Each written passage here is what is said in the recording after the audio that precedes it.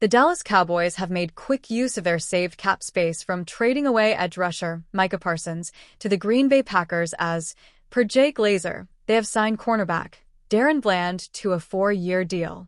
The deal will reportedly be worth $92 million, with $50 million of it guaranteed, and makes Bland the sixth highest paid corner in the league by average annual salary, coming in at $23 million, just under the $24 million made by the Denver Broncos' reigning Defensive Player of the Year, Pat Surtain II. Darren Bland becomes one of the highest-paid corners in football. Bland, who was a Pro Bowler and first-team All-Pro back in 2023, was always going to be one of the Cowboys' key extension targets post the Parsons trade.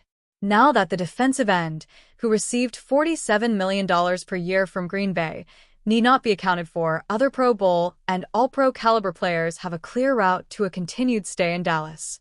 The former fifth-round pick missed 7 games last season after suffering a stress fracture during 2024 training camp, after coming off a highly impressive 9-interception and 5-pick-6 season, the latter of which became an NFL record in 2023. Now he gets his due, going into what was a contract year for the former Fresno State man. Where position will Bland play in 2025? Bland has played a combination of snaps on both the inside and outside throughout his career.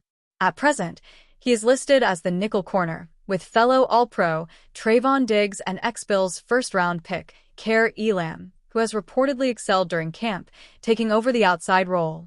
However, Bland's contract size implies that spend at least some time on the outside, rather than solely in the slot.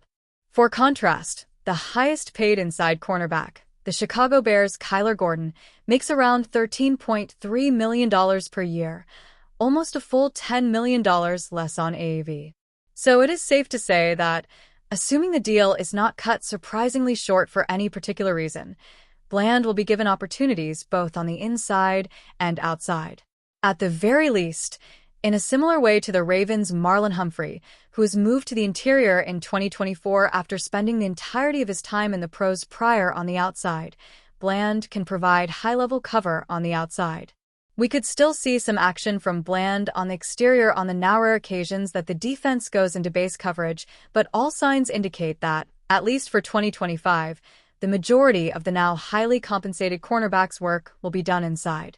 Irregardless, this is a great coup for Dallas, who lock up one of the best young players prior to having to go on the dreaded franchise tag that Cowboys fans have gotten all too accustomed to over the past few years. The Cowboys traded defensive end Micah Parsons to the Green Bay Packers, and now they're getting more bad news about it. The start of September brings the unofficial beginning of fall and, of course, football season. The Dallas Cowboys are coming up on what will be a very crucial season for the team because it will mark their first with new head coach Brian Schottenheimer. But, of course, the Cowboys have been the brunt of criticism lately, following a blockbuster trade they made with the Green Bay Packers. The Cowboys traded defensive end Micah Parsons in exchange for 2 first-round picks and defensive tackle Kenny Clark. This was a major move, and it's been all the talk in the NFL as of late. Parsons was a big asset to the Cowboys, so it's going to hurt to not have him on the squad. Green Bay is paying him in the form of a 4-year, $188 million extension. Now, the latest bit of Parsons news could make those in the Cowboys camp even angrier at this trade. Hopefully it's something the team can overcome, but it certainly brought down the morale, at least for now. Micah Parsons' update is not good for the Dallas Cowboys. Parsons has been dealing with an injury that kept him out of practice before his trade to the Green Bay Packers. Now, ESPN's Adam Schefter has given an interesting update about the edge rusher's injured back, and it might make some Cowboys fume. Schefter said that Parsons is dealing with a sprain in his back that could require an epidural to play in the Packers' Week 1 game against the Detroit Lions. He also discussed what the Cowboys were doing to help treat the injury before the trade. Before trading Parsons last week, the Cowboys prescribed him a 5-day plan of an anti-inflammatory corticosteroid, a prednisone, to help him recover from back tightness, Schefter said in a post on X sent out on Monday, September 1st. They also had him on a physical therapy program. He added, Parsons has been practicing this week and he is trying to play in Sunday's opener versus the Lions, though one source said it still is uncertain if he will. Interesting timing on Micah Parsons' update. Schefter is just reporting what he's being told on the inside, but it sure seems like they're trying to make excuses for Parsons not practicing with the Cowboys but suddenly being able to practice once he was in Green Bay. Of course, many think he was upset with the Cowboys and Jerry Jones so refused to practice, which would also explain why he was available as soon as he landed in Green Bay. Either way, it's frustrating for the Dallas Cowboys that Parsons was off the field with an injury, as he says, and then able to practice with the Packers.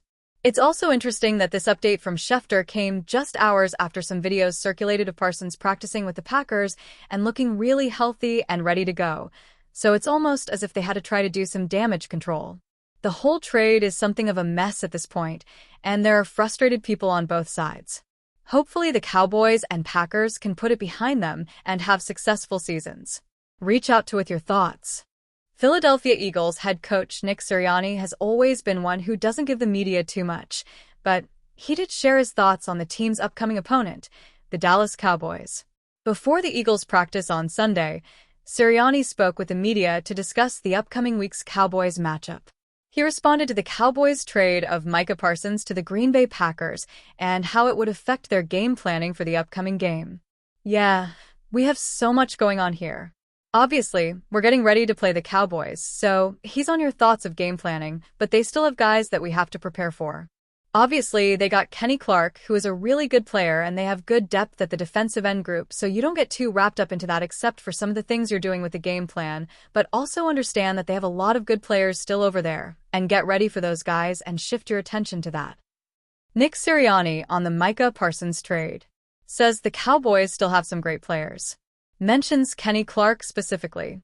How different will the game planning be for the Eagles versus the Cowboys? The one thing Cowboys owner and general manager Jerry Jones mentioned when acquiring Clark as part of the Parsons trade is that it will help their run defense. Clark is solid against the run as Dallas' focus is clearly on stopping Saquon Barkley in the backfield. That will open up the opportunity for Eagles quarterback Jalen Hurts to sling the ball more on the field. Hurts has faced criticism all offseason for only throwing the ball 361 times last season. While Sirianni won't give the Cowboys bulletin board material, the pass rush in Dallas is simply not as good with a guy like Parsons no longer there after contributing a little over 2/3 of the Cowboys' pressures last year. Eagles tackles Jordan Mailata and Lane Johnson might be going against younger, quicker edge rushers, but that doesn't mean they will be on the same level as Parsons is at. This is an Eagles team that simply had the Cowboys' number over the last year, with 2 wins of a combined score of 75-13. Even with Parsons last year, Dallas was not able to compete with Philly.